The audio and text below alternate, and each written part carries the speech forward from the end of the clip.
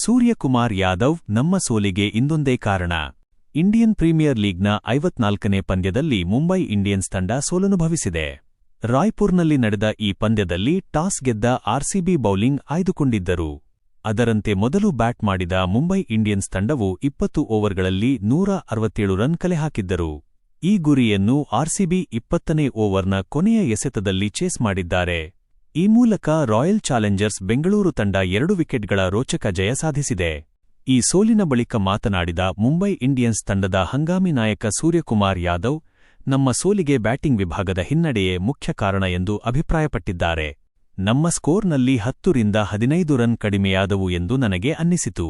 ಸರಿಯಾದ ಸಮಯದಲ್ಲಿ ವಿಕೆಟ್ಗಳನ್ನು ಕಳೆದುಕೊಂಡಿದ್ದು ನಮಗೆ ಹೊಡೆತ ನೀಡಿತು. ಆದರೆ ನಮನ್ ಧೀರ್ ಮತ್ತು ತಿಲಕ್ ವರ್ಮಾ ಬ್ಯಾಟಿಂಗ್ ಮಾಡಿದ ರೀತಿ ಅದ್ಭುತವಾಗಿತ್ತು. ಅವರು ಈ ಪಿಚ್ನಲ್ಲಿ ಆಡಿದ ರೀತಿ ನೋಡಿದರೆ ಅವರು ಬೇರೆಯದೇ ಟ್ರ್ಯಾಕ್ನಲ್ಲಿ ಬ್ಯಾಟಿಂಗ್ ಮಾಡುತ್ತಿದ್ದಾರೆನೋ ಎಂಬಂತಿತ್ತು ಎಂದು ಸೂರ್ಯಕುಮಾರ್ ಯಾದವ್ ಯುವ ಬ್ಯಾಟರ್ಗಳನ್ನು ಶ್ಲಾಘಿಸಿದರು.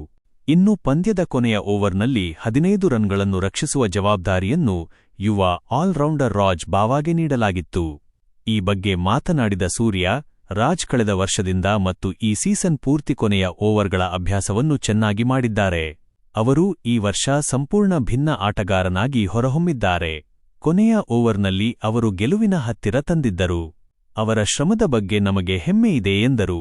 ಇದೇ ವೇಳೆ ಪಂದ್ಯದ ನಡುವೆ ತಿಲಕ್ ವರ್ಮಾ ಮತ್ತು ನಮನ್ ಧೀರ್ ನಡುವೆ ಕ್ಯಾಚ್ ಪಡೆಯುವಾಗ ನಡೆದ ಗೊಂದಲದ ಬಗ್ಗೆ ಮಾತನಾಡಿದ ಸೂರ್ಯಕುಮಾರ್ ಯಾದವ್, ಇವೆಲ್ಲ ಆಟದ ಭಾಗ. ಅಭ್ಯಾಸದ ಸಮಯದಲ್ಲಿ ನಾವು ಇವುಗಳ ಬಗ್ಗೆ ಗಮನ ಹರಿಸುತ್ತೇವೆ.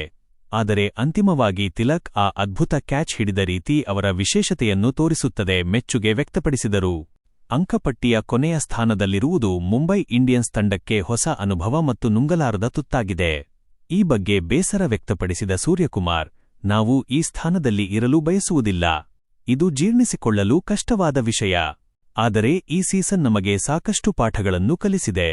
ಕ್ರಿಕೆಟ್ ಮೇಲಿನ ಪ್ರೀತಿಗಾಗಿ ನಾವು ಮುಂದಿನ ಪಂದ್ಯಗಳಲ್ಲಿ ಅತ್ಯುತ್ತಮ ಪ್ರದರ್ಶನ ನೀಡುತ್ತೇವೆ ಮತ್ತು ಮುಂದಿನ ವರ್ಷ ಬಲಿಷ್ಠವಾಗಿ ಹಿಂತಿರುಗುತ್ತೇವೆ ಎಂದು ಅಭಿಮಾನಿಗಳಿಗೆ ಭರವಸೆ ನೀಡಿದರು.